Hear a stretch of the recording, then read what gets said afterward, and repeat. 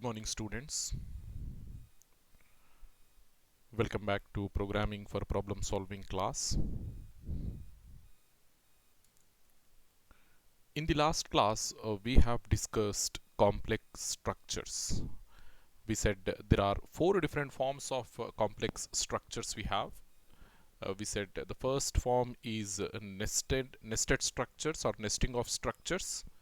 So this form, if you put a structure variable inside a structure declaration, you will get a nested structure, or in short, creating a structure variable or defining a structure variable within another structure declaration is nothing but a nested structure, we said.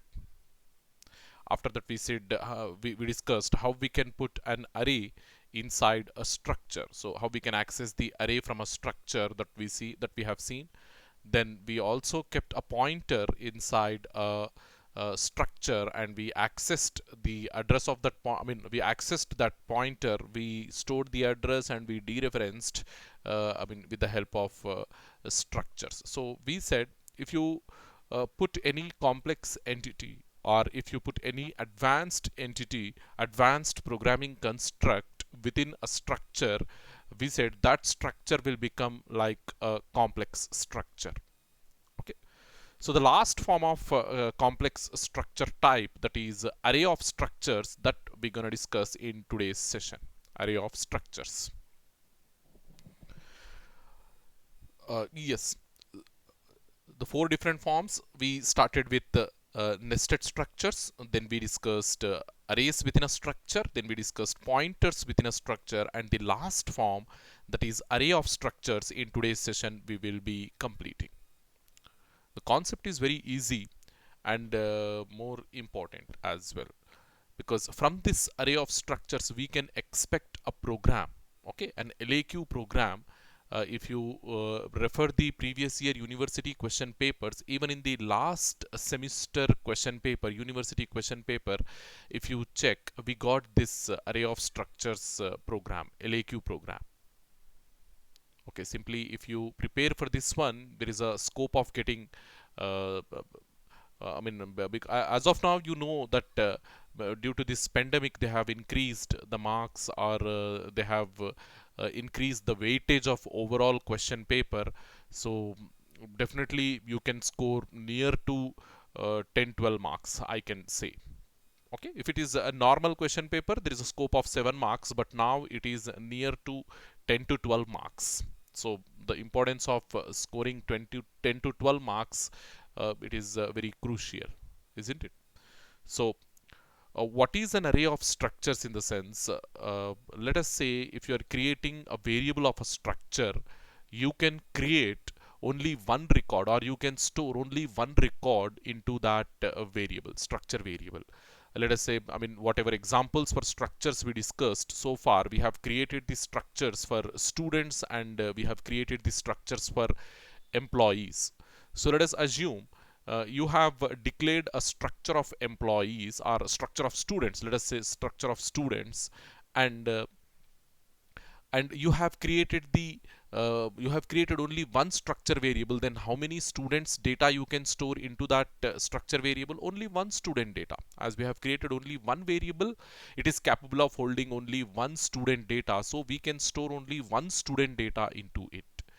But in reality, when you create the practical applications, things will be entirely different, or we will not come across any such situation where we store only one entity, or where we store only one particular elements information, isn't it? Definitely we need to store more amount of data. So when you are creating a student application, it has to store multiple students, or we can say a section of an institution of students details, isn't it? So in such situations, creating only one variable is not sufficient. Definitely we have to go for more number of variables, more number of structure variables, more number of structure variables, in the sense you can create different variables with a different name. Then again there is a problem of remembering the names of all those structure variables. It is a difficult job. So to avoid this type of confusion in remembering the names, what we are doing, we are creating an array. instead of going for different names, under one common name we are creating multiple variables. That is nothing but the concept of arrays. Okay, here also, when you want to store a group of students, that is nothing but a section or an institution of students information into your application, definitely you have to go for an array. Okay, with the help of normal variables we can't achieve, or the task will become more complex if you go with the normal variables. So what we do, we group a section of students under one common name, and we call that common name as array of structure. And how we gonna access individual students from that group of or array of structure, in the sense, with the help of indexing. In that same way how we are doing with arrays, in that same way we do for structures. Okay, I will show you. Let us say if you have a variable of type integer, so how we declare integer a. Now in this a variable, how many values we can store? Only one value we can store. That value, let us assume a is equals to 20, like this. Suppose if you want more number of variables, let us say like 5 variables into this a into your program, then creating a normal variable is not sufficient. Then you have to go for an array, isn't it? Like, let us say if you want 100 variables, then a of 100, like this.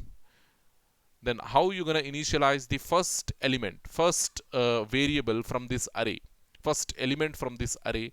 Because we know the index will start from 0 and ends at maximum size -1. As the maximum size is 100 over here, so the index will end at 99. So all 100 elements from this array, how you can access? A of 0 to A of 99. Like that you can access all the elements from this array. So now a of 0 you can initialize like this, the first element of the array, let us say like 20. Now the second element, let us say if you want 40, then a of 1 is 40. Then third element, a of 2 is 60. Okay, like this you can initialize all your elements up to a of 99. A of 99 will become the 100th element from this array, isn't it?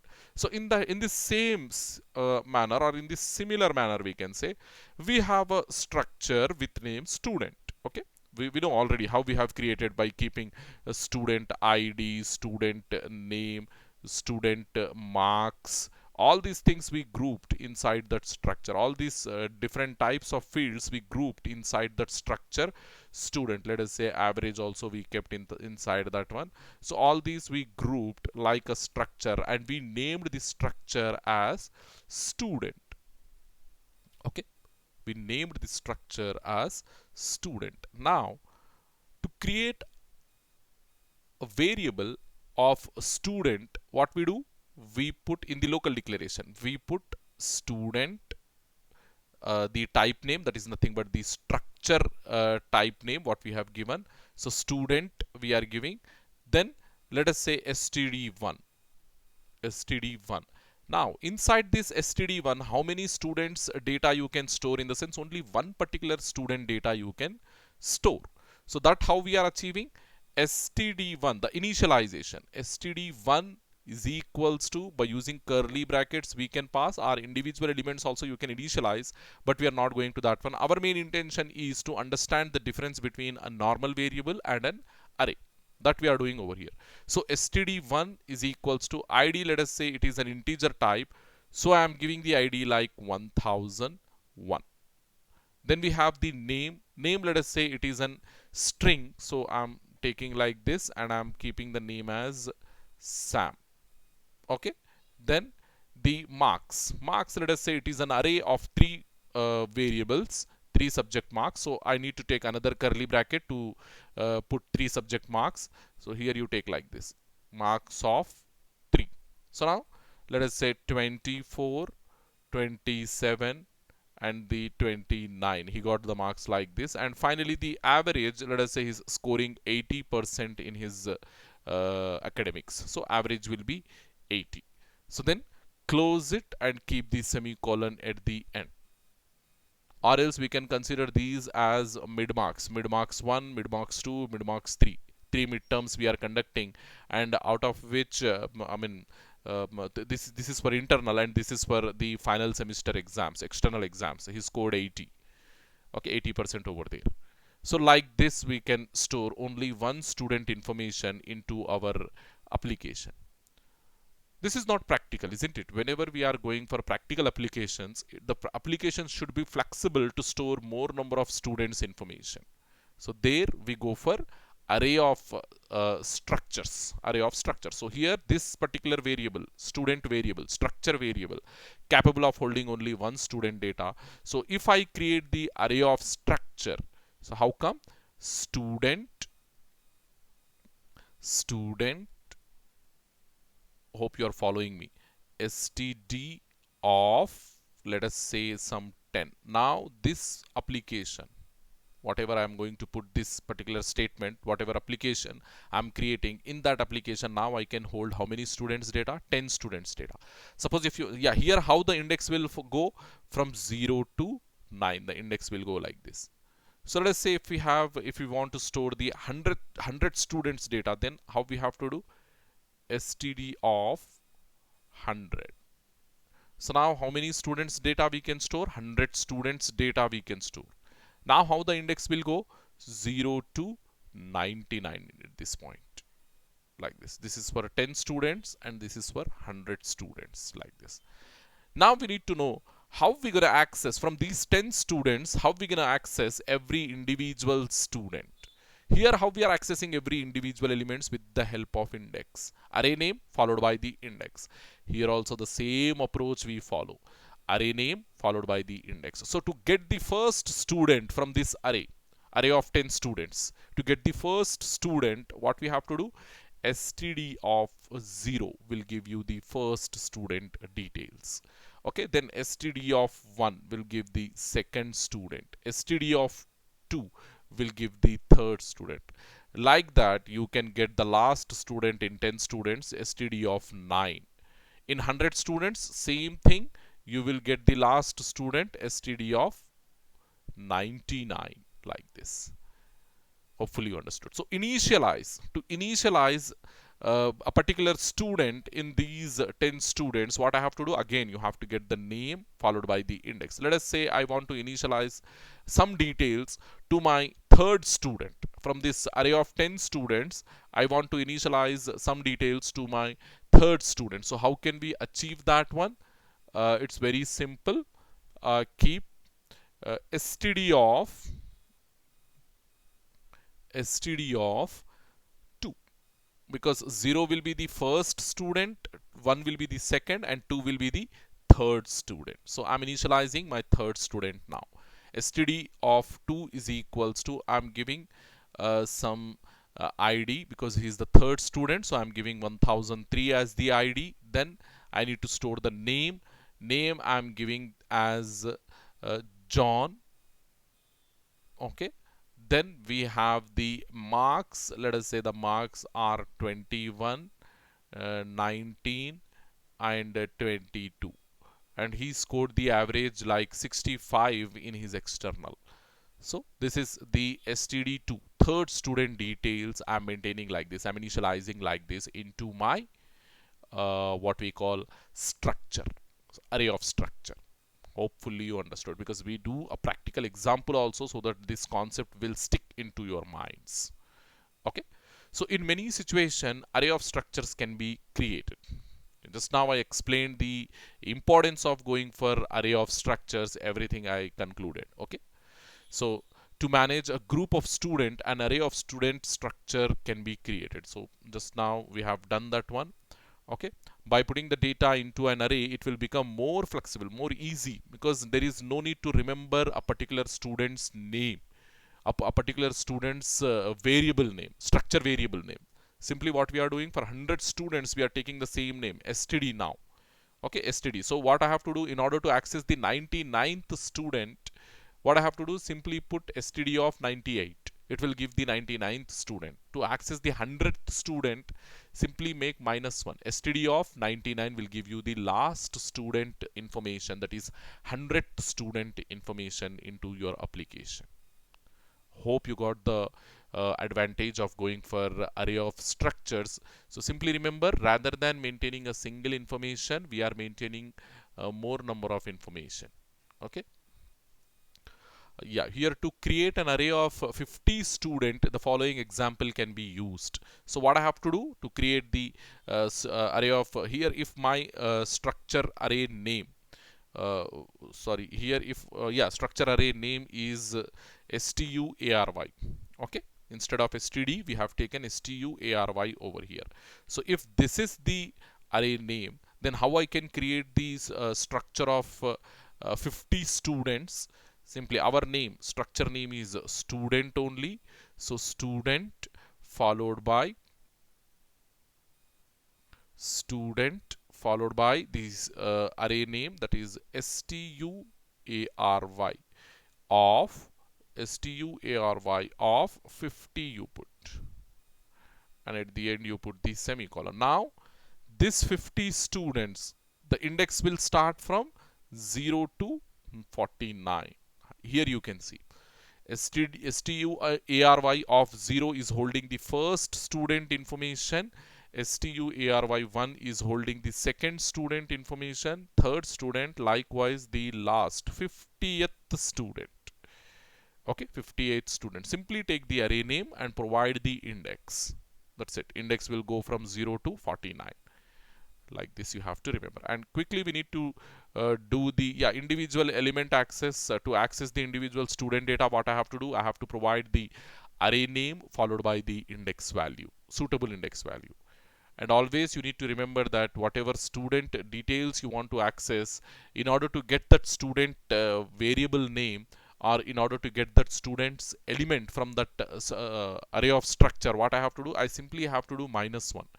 Suppose if you want to access the 50th student, so what you have to do, array name followed by the index value, you need to provide 49, not 50, because index will start from 0 and ends at maximum size -1. That's the reason always you have to do the whatever element you are trying to access, simply do -1 to get the proper index value for that element.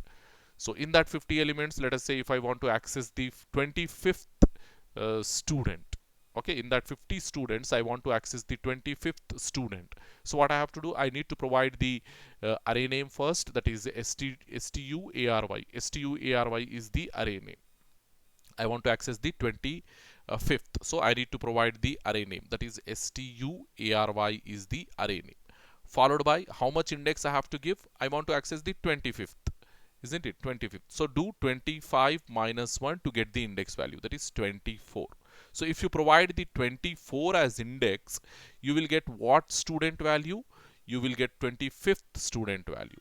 Okay, you will get 25th student if you provide the index like 24. So put stary of 24. This will give you the 25th student information. So individual elements, how we can access? Using this array, individual elements, how we can access. So just now I said I want to access the 25th student detail. So to get the ID from this 25th element, array element, what I have to do, I need to use, again I need to use the dot operator only. Dot is nothing but the direct selection operator, as there is no pointer over here. So I need to use the direct selection operator. Okay, direct selection operator I have to use. So how come? So in order to access the name, I mean first of all ID, in order to access the ID of this 25th student, what I have to do, stary of 24. This will take you to the student. Now I want to access the ID. So how I can access? Dot ID will give you the ID of the 25th student. So now if you want to access the name of the 25th student, stary of 24 dot name will give you the name of the 25th student from that 50 student array of structure.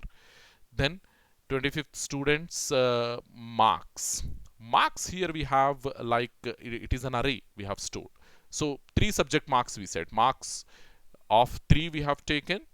inside that structure, marks of 3 we have taken. So here the index for every individual subject marks, the index will go like this, 0 to 2, isn't it? To get the first student, first subject, I mean 25th student, first subject marks, what index value I have to provide? Index value for this marks is marks of 0 I need to provide. So to get the first marks, second subject marks, index value 1. Okay, marks of 1. To get the third subject marks, marks of, or third internal marks, marks of 2, like this. So this is first mid, this is second mid, and this is the third mid. Like that we can access all 3 mids marks from the marks array. So this marks array we kept inside the structure. So now in order to access 25th students first internal marks, what I have to do? 25th students first internal marks I want to access. So very simple, stuary of 24 dot marks of 0, marks of 0. Okay, like this. So now mark second internal marks, stuary 25th students second internal marks I'm accessing.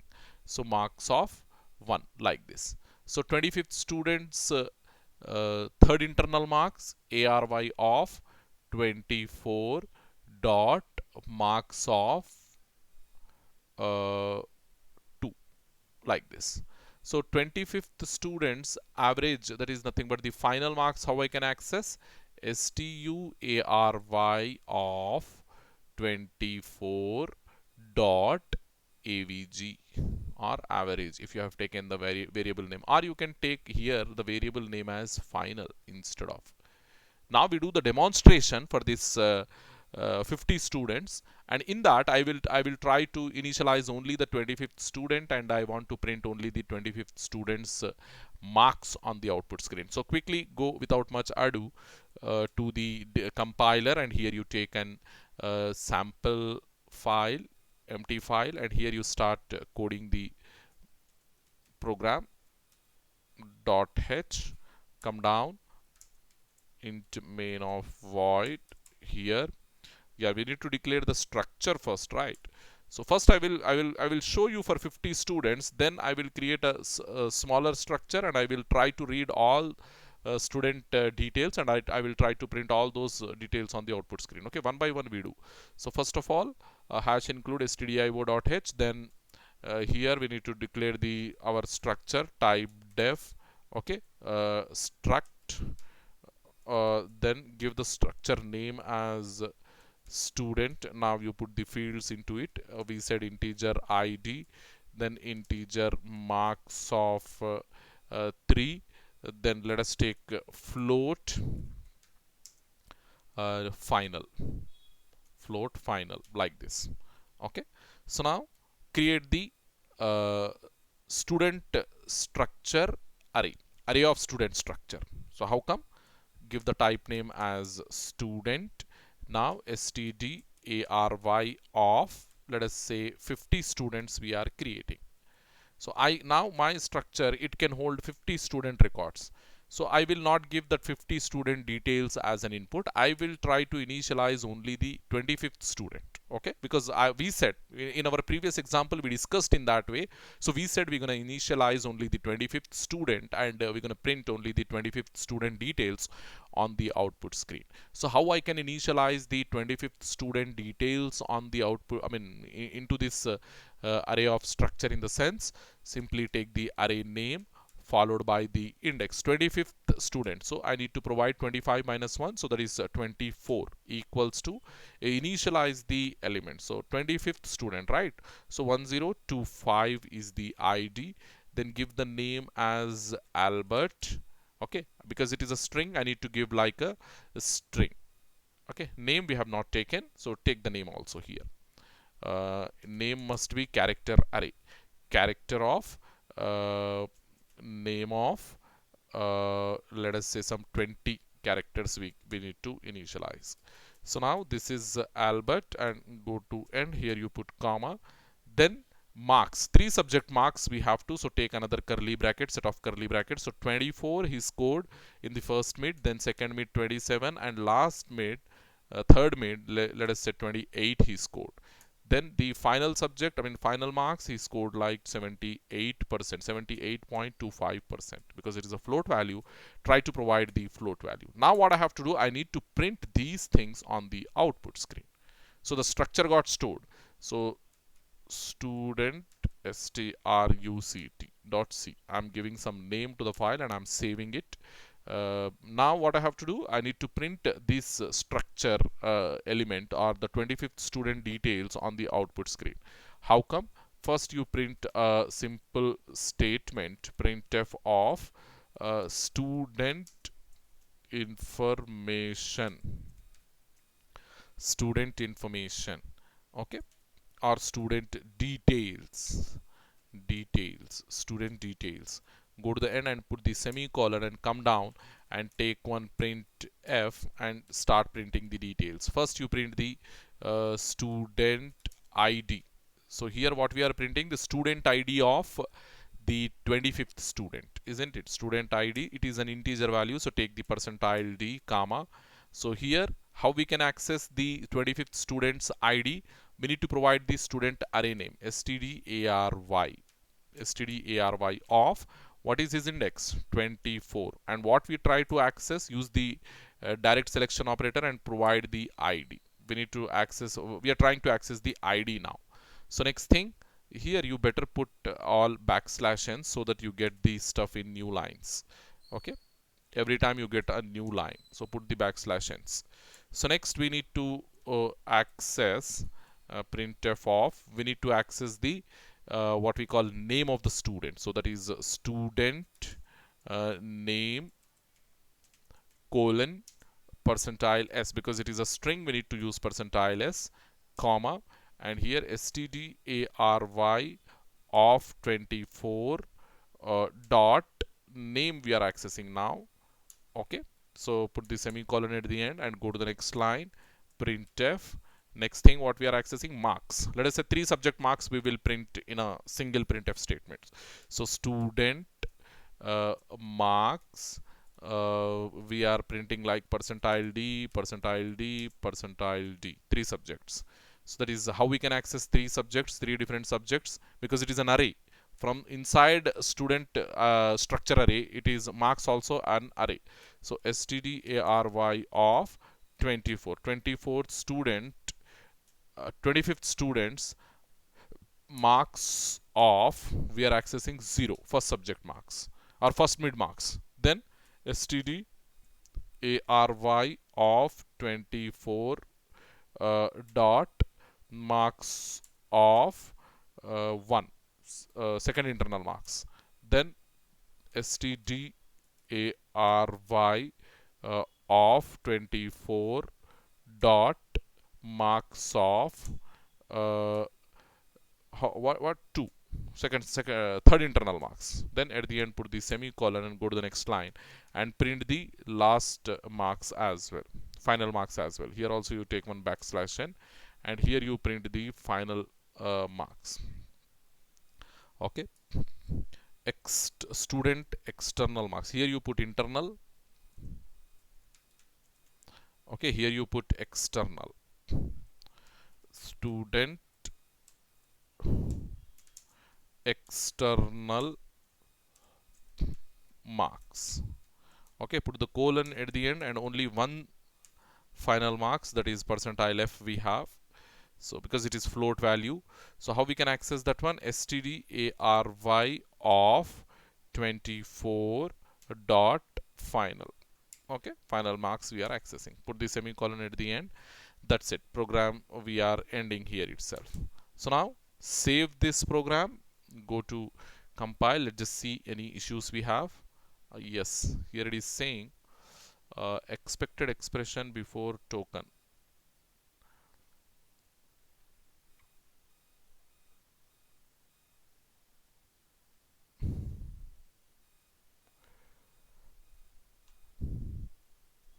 Yeah, maybe it is not taking in this way.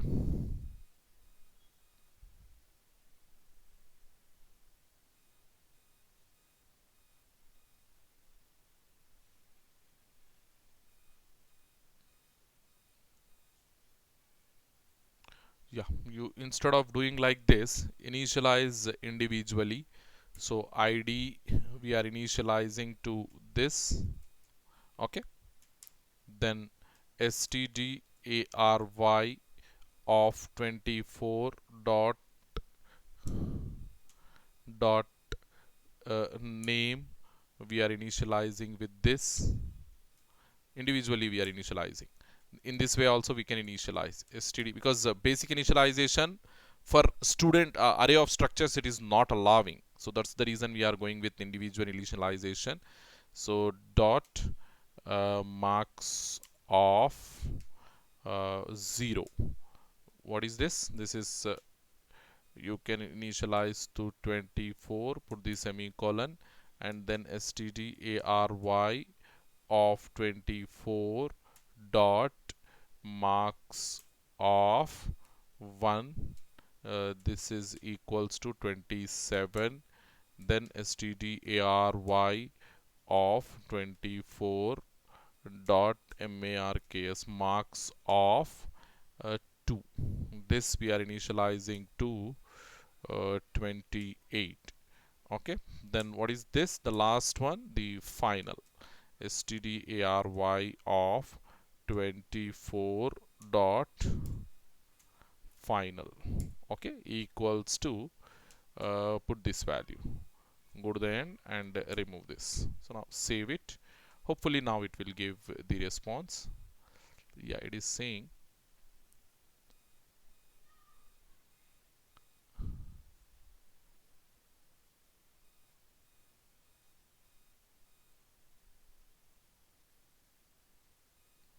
it is not taking the name like this.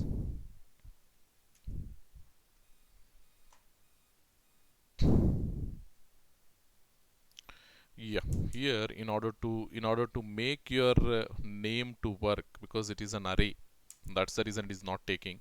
So what you do is, instead of taking it like an array, take a character pointer here. Yeah, in pointers we will understand this one, difference between a string and a character pointer. Okay, so yeah, now it got executed, sorry, compiled. So we go and see the execution. Yeah, as you can see, the student details we are getting on the output screen. The 25th student's ID we said 1025, name Albert, and 3 subject marks 24, 27, 28, and the that is a final subject, final external marks, isn't it? Student external marks we have initialized to this one, and we are getting that one on the output screen. Hopefully you understood this one. So now what I do is, this is for only one student we have done, isn't it? So if I want to go with 3 students, okay, I want to go with 3 students now. 5 students also I can go, but I want to go with 3 students. So no need to write this type of initialization again and again. Okay, I will show you how you can do. With the help of loop, we can do it in a more flexible way. So take integer I, okay, and just to run the loop, okay, take a loop uh, for I equals to 0, I must be less than 3, and I plus plus, because we have our index in that way. So next thing what we are doing, we need to read all these things for 3 students. Take this one and put over here inside this one. Here you put one simple what we call printf statement, printf of enter std, or you can say like this, print enter student hyphen percentile d, okay, student hyphen percentile d details, okay. Here you take comma, print I plus 1, sorry, okay. Now here you come and read into yeah, before reading, printf enter student name, okay, enter student name. Now take scanf of uh, This what we are reading, student ID first we need to read, like student ID. Okay, so for that what I have to do, percentile D, because it is an integer value, comma, and percent this entire thing, and don't initialize, because we are reading from the keyboard. Don't initialize and close it. That's it. Next thing, we need to read the name also. Printf enter student name. Okay, enter student name. Here scanf, what we are reading, we are reading the name, isn't it? So this is percentile S. This won't work, but let's just go in this way, and then we will, if there is any issue, we will try to modify, like how we have done in our previous program. Because character, reading a name or maintaining a string in C language, it is a difficult job. Definitely you will get issues. Okay, next printf, here enter student name. After that we are entering enter uh, three internal marks. Three internal marks, isn't it? Mid 1, mid 2, mid 3. Likewise, we need to enter the three internal marks. So that how I have to read. Uh, yes, simply take scanf of, put how many percentile Ds? 3 percentile Ds we need to put. Okay, percentile D space percentile D space percentile D. Then comma and percent this entire thing. First subject marks we are reading. I think here also we will get issue.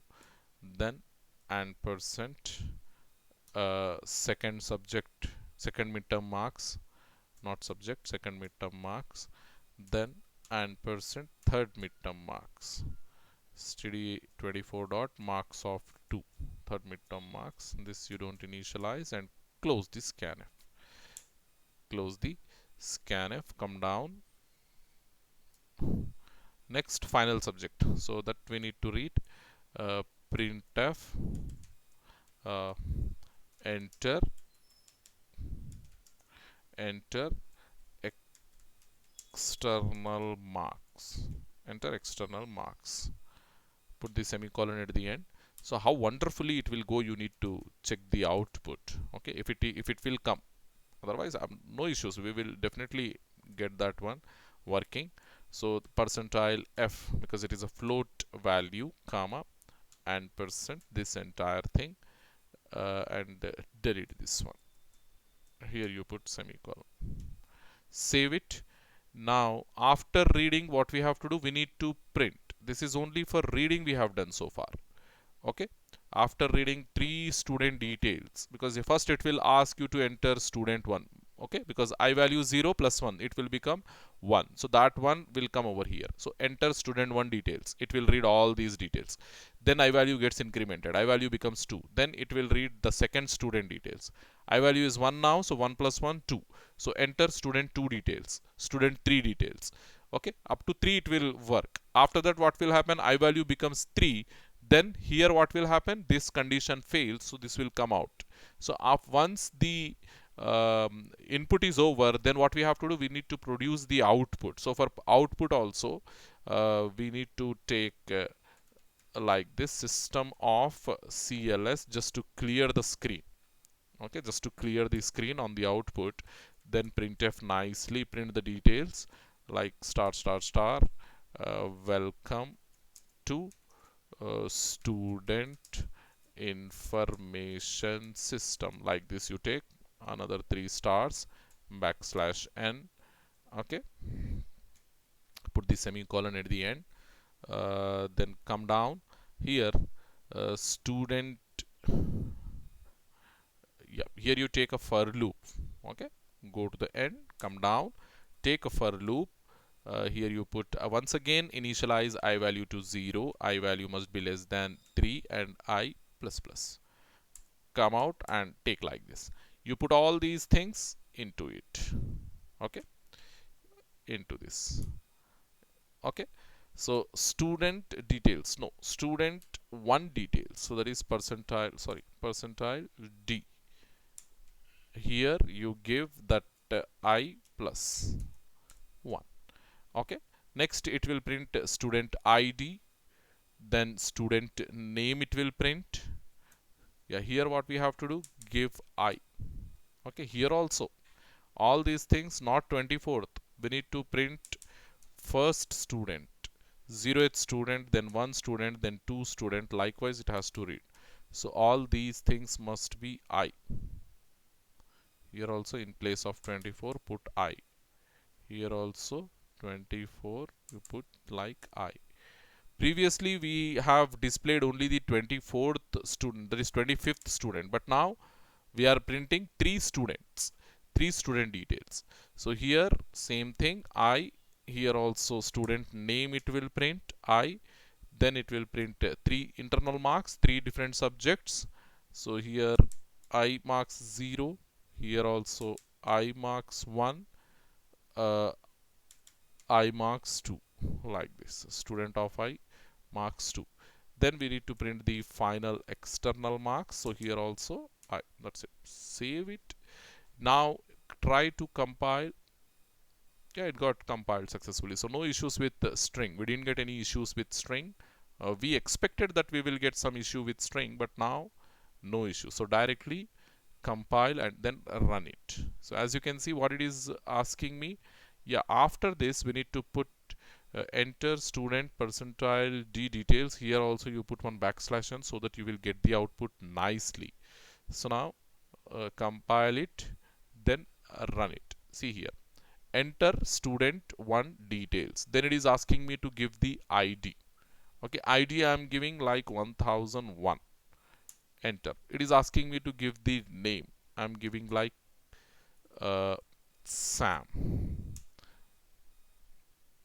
Yeah, we got issue with the name, as you can see program got terminated. So we expected this one. Yeah, here it is not reading the name basically. Percentile s we gave. Actually we need to flush the standard input before you read that one. So we will simply see that one whether, okay, name it is not reading. So let me just put 9% over here, then we will see. uh, Compile and then execute. Yeah, it is asking me to input the ID, so 1001, name Sam. Yeah, it got it. So now it is asking me to enter 3 internal marks. Okay, so 24, 23, 27. Okay, then it is asking me external percentage, that is nothing, I'm entering it like 67.545 he got. Then it is asking me student 2 details. So student 1 already inputted, now student 2 details, so 1002.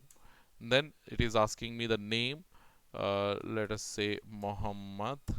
Then it is 3 subject marks, 22, 24, 25. Hit enter. External marks, let us say he scored 82.37. Okay, then third student ID it is asking, so 1003 I'm entering. Then name it is asking Albert. Marks it is asking 30. Okay, 29, 28. Okay, he got like 95.27 percentage. Hit enter. It is clearing. Yeah, it is not printing. Once again printing issue we got. So here this is for reading, and here when it is printing again we got the issue. It, for student 1 it has printed the name. Here you take ampersand and check, no ampersand here in printf, no ampersand. uh, how to get this one? Yeah, because always this give issues. As I said, name we can't deal. Okay, so better to put this name in, or just remove this name, because after discussion of pointers it will become very easy for you, because now if I do modifications you won't get that one. So we need to flush the standard input before reading the name. There are a lot of changes I have to do, so those changes you will not understand. After discussion of pointers we will be in a position to do all those things, so at that time I will try to do that. Reading the name, as for now we are just keeping it on hold. Okay, so I just removed the name concept from my program. So now we are dealing with only the ID, 3 subject marks, and followed by the external marks. So ID it is asking me, so 1001 I am entering, hit enter. It is asking 3 subject marks, so 23, 25, 27. So 75.67, some random things I am entering over here.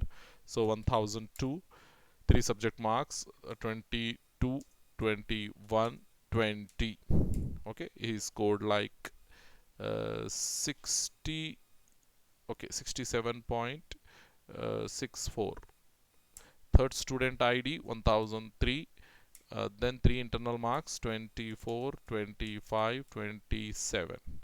Okay, external marks some 87 he scored, 87.45 he scored. So now see, it has cleared the screen and then it is printing whatever details we have entered into the system. It is printing nicely over here, as you can see. Welcome to student information system. It is giving a proper message on the top. Then student 1 details, it is printing 1001, 3 subject marks and external marks. Then student 2 details, it is printing the title over here, student 2 details, because we forgot to put the backslash n at the end here. So it is printing student 2 details here, then his ID, his 3 subject marks and his external marks. Then student 3 details it is printing here, 1003. These are marks and these are external marks.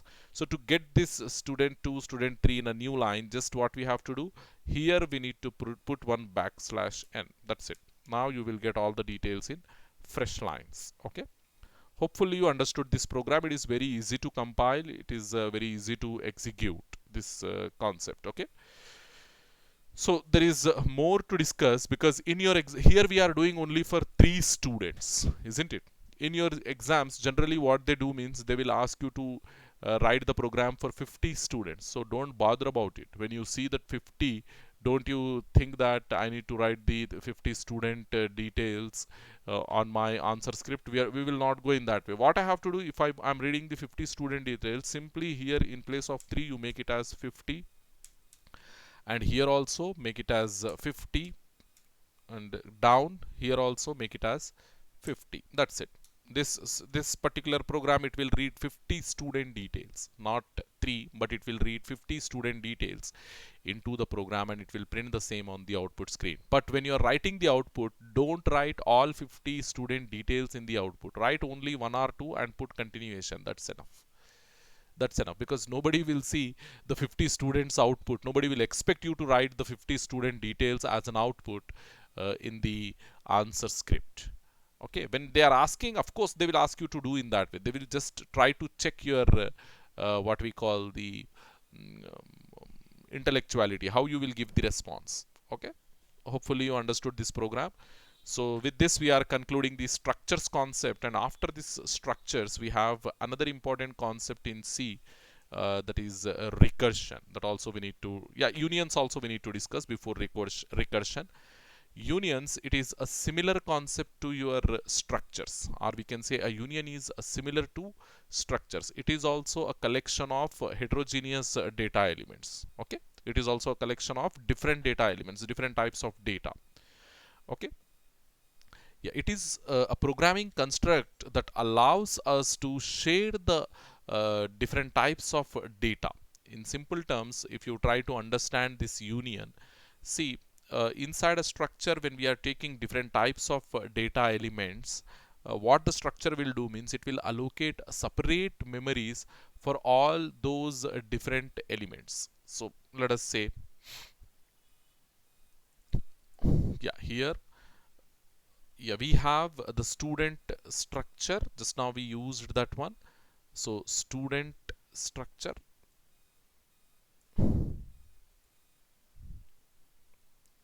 student structure, and in this student structure what we have done, we kept different fields, like we kept ID, we kept marks, and we kept average, that is the final marks. So we took id as integer, so it will allocate 4 bytes. We took marks as integer, so it will also take 4 bytes.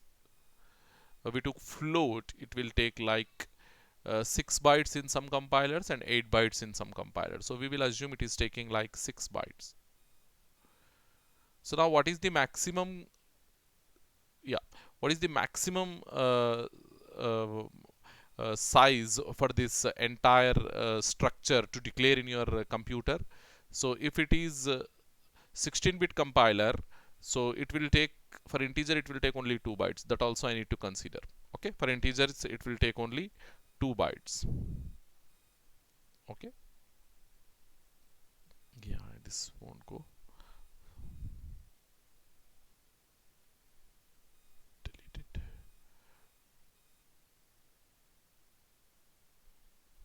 For integers it will take only 2 byte.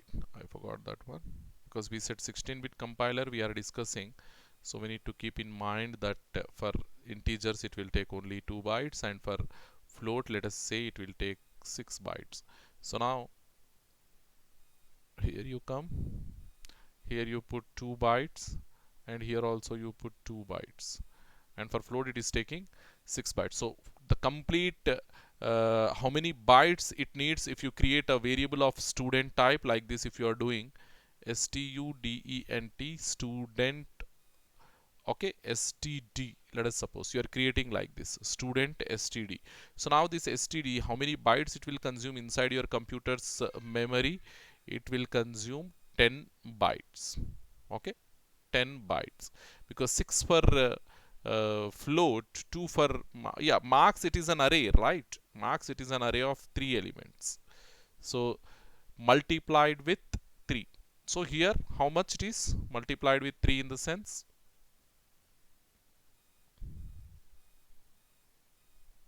Multiplied with 3 in the sense, this is 6, this is 6, 12 plus 2, 14 bytes it will consume. Okay, 14 bytes it will consume. But if you declare this student not like a structure, rather like a union, so this student, we said it is a structure.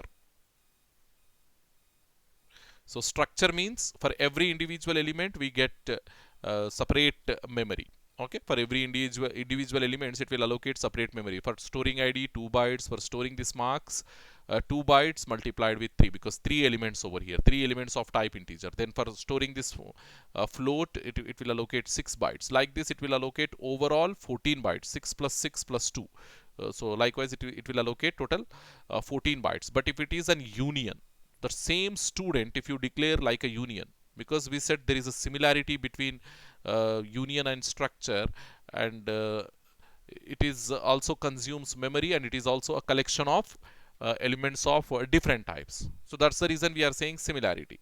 And if you create the id for student, sorry, inside that we are maintaining same thing, id marks of 3, then final. Like this we are maintaining 3 variables, and now this is not a structure, rather it is a union. Okay, it is a union.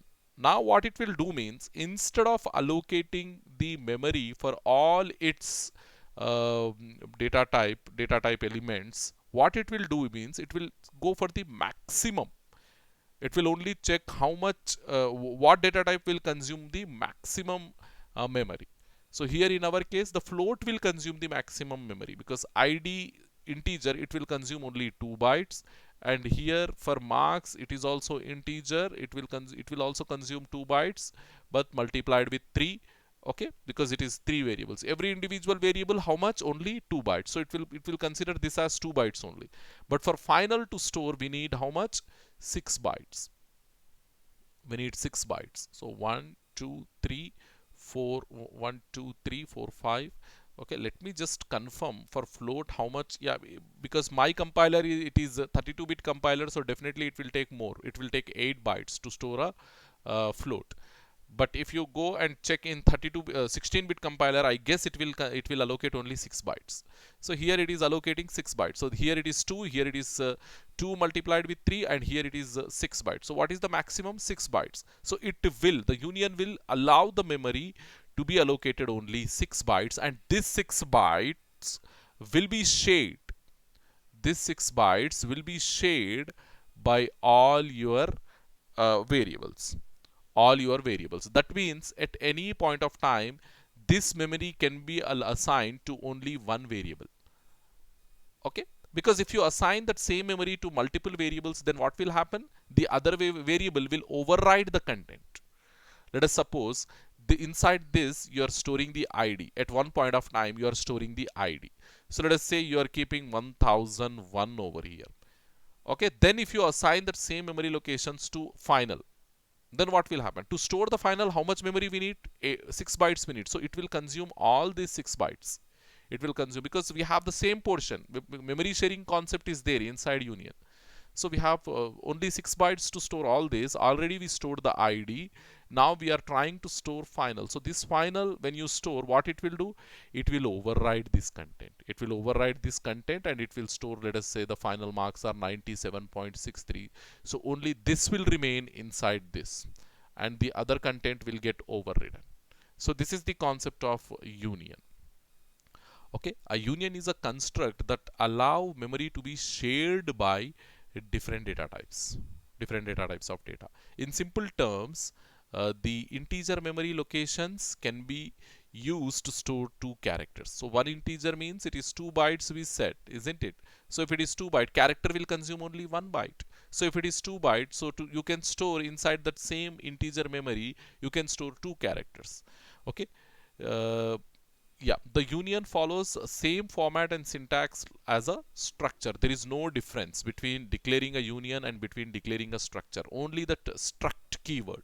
In place of struct, wherever you are using struct to declare the structure, you need to use the union keyword over there.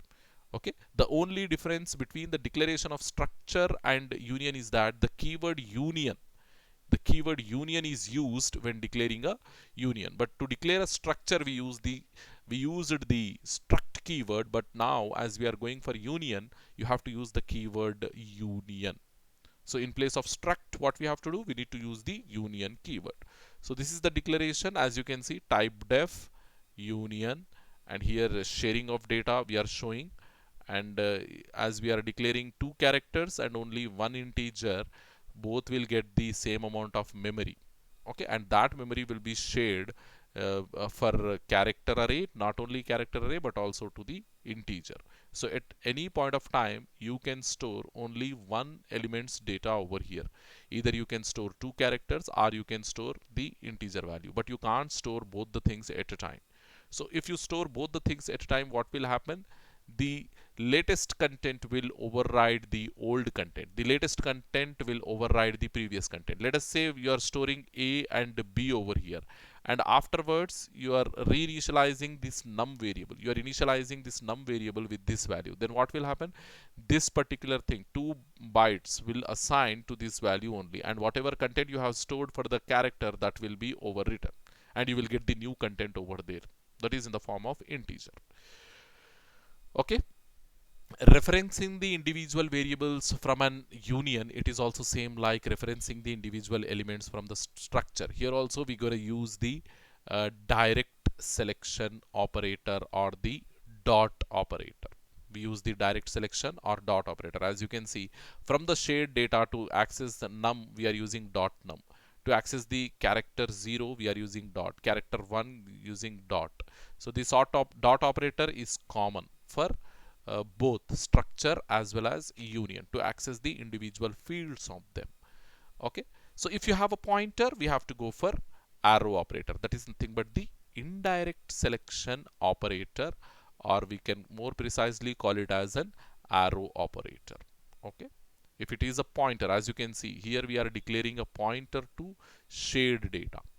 So this PTR shared data will become pointer to shared data, and using that PTR shared data, how you can access the individual elements, in the sense you have to go for arrow operator or indirect selection operator. Hope you understood this one. Then initializing a union, as we said, only the first type declared in the union can be initialized when the union variable is defined. The other types can be initialized by assigning values of reading values into the union. When initializing a union, the value must be enclosed in a set of braces even if there is only one value. So to initialize the values, again we need to use the uh, what we call the curly brackets inside a union. Okay, so what will happen? The latest value you can access, but the previous values will get overridden by the latest values, as there is a memory sharing concept between the fields of the union. So now we have to go for the last concept inside your fourth unit, that is recursion. So let me just check the timing, how much time it is. Yeah, it is almost an hour. So I will just give the idea of this recursion. The programming stuff we will see in our next session or next class. So with pointers. Okay, in our next class we need to discuss about pointers, the concept from fifth unit. So I will just give the idea. I will take like 10 to 15 minutes and I will give what recursion is. Okay, I will give the idea. The programming we will do in our next session along with pointers discussion. Okay. Yes, this recursion, if you define this recursion, a recursion is a repetitive process in which a function calls itself. So if I am calling my name, let us assume, if I am calling my name, that is nothing but recursion. Okay, so calling a particular function from that same function. So we have the calling concept in function. So we need to do the declaration, function declaration. We need to do the function definition, and we need to call a function in order to get the functionality from that function. So calling generally we do from the main function, isn't it? Main function will call the other functions, other user defined functions. But if a particular function, let us say I have defined print hello. I have defined a function print hello, and how it will go, the definition, print hello of, it is not returning anything, void, it is not passing anything and it is not returning anything, so void void. So now inside this function definition, if I call this same function once again, print hello, so this is recursion. Print hello I am calling. From the function body I am calling that same function, so this is recursion. Okay, so this is this, I mean, why we have to go for this recursion, what is the advantage, what is the application, and why we have this programming construct discussion in C language, in the sense this is the best way to achieve repetition. Okay, this is the best way to achieve repetition in C language. So generally we have other approach as well to get the repetition in our programming, that is loops. With the help of loops also we will achieve the repetition. Repetition is nothing but executing some set of statements for repeated number of times, more than one time. So to get that one, to achieve that one, we are using loops. Your for loop, while loop, do while loop, we have different loops in C. We are using those loops in order to achieve the repetition. So but when compared to loops, the recursion is the best way to achieve the repetition.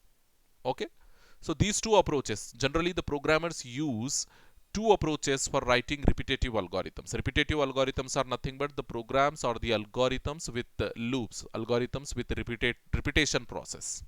Okay, programmers use two approaches for writing repetitive algorithms. One approach is using loops and the other approach is using recursion. So these two are the possible approaches through which we achieve the repetition. Repetition is nothing but executing the same number of same statements for more than one time. Okay, for some n number of times, we can say executing the same statements for some n number of times is nothing but the recursion. Okay, so a recursion is a process in which a function calls itself, and how a function calling itself will lead to the repetition, that also we will see in our next discussion, next class discussion, where I will show you practically the concept of recursion.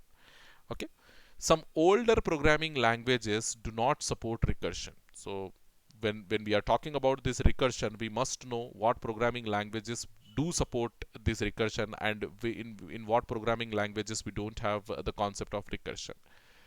One major language that does not support recursion is COBOL. Okay, we have a programming language COBOL, and this COBOL do not support the uh, concept of recursion. But our C, being a high level language, our C language being a high level language, it do support recursion. And in our next discussion we will see practically how it will support and how we are achieving repetition with the help of this recursion, and why it is the best approach also we will discuss. So to study the concept of recursion, let us consider the example of finding factorial of a given number. So we have three different things in order to understand the recursion concept: printing Fibonacci sequence, finding the factorial of a given number. Factorial, I hope you know what is mean by factorial of a given number. I hope you know from your mathematics. But coming to this Fibonacci sequence, we will see in our next discussion what is Fibonacci sequence and how we can print this Fibonacci sequence using recursion, and finding the GCD. Okay, GCD of a given number, GCD of given numbers, we can say greatest common divisor of given IR. HCF also we can call it as HCF, highest common factor or greatest common divisor. Okay, so that particular concept also we will have a study of how we are getting the GCD or how we are getting the HCF, and along with that we will see how we can achieve that factorial concept with iterative approach. Iterative is nothing but using loops. With iterative approach, how we can get the factorial, and with the recursion, how we can get the factorial, that we will see. Then next thing, the second one, Fibonacci sequence, printing the Fibonacci sequence, that also we see with the iterative approach and with the recursive approach. And finally the GCD or HCF, this concept also we will see with both the approaches, with iterative approach and with recursive approach. Okay, so we will see the definitions for finding the factorial and how we can do the implementation using both recursive as well as iterative approaches, and recursive definition, and then we will illustrate the finding factorial problem with the C programming, C demonstration or C programming code. We will also see the recursive for factor. This is for iterative solution for factorial, and this is for recursive solution for factorial. So in this way, how it will work, I mean from step by step, how we will try to analyze how it will work. Then Fibonacci numbers we will see, Fibonacci series printing using iterative approach and using recursive approach. Then GCD, greatest common divisor or highest common factor. This also we will see in our next class. So with these three program discussions, concept discussions, we will conclude the recursion concept. Okay, very simple one, very simple concept, recursion, and we can expect an LAQ from this recursion as well. Okay, so hope you will follow and you will prepare the same for your external exams, the concept of recursion, and three examples: finding factorial, printing Fibonacci series, and finding the GCD of given numbers or HCF, highest common factor or greatest common divisor of given set of numbers. Okay, we will see this thing in our next class discussion. Okay, by the time, and after that we left with only the fifth unit, that very soon, hardly I will take 2 to 3 classes before completing the uh, fifth unit. And this Sunday, if possible, I will plan an extra class on this PPS. Okay, Sunday we will do this practical stuff, so that next week we will be left with only the fifth unit, hopefully. Okay, before going for your midterm exams, I'm expecting an assignment also from you. Assignment from the left out 2.5 units, that is from unit 3, unit 4 and unit 5. I will give 2 SAQs, 2 LAQs from unit 2, unit 3, and 2 SAQs, 2 LAQs unit 3, 2 SAQs, 2 LAQs unit 5. 3, 4, 5. So overall 6 SAQs, 6 LAQs as an assignment. I will give the important ones only as an assignment. You have to submit, and the same you can expect in your second mid exams. Okay, I will also give unit wise important questions for preparation in your mid exams. Okay, when preparing that stuff, I will keep in mind your recent question papers also, so that you it will give some idea for you people how to prepare for the external exams. Okay, uh, thank you very much, students.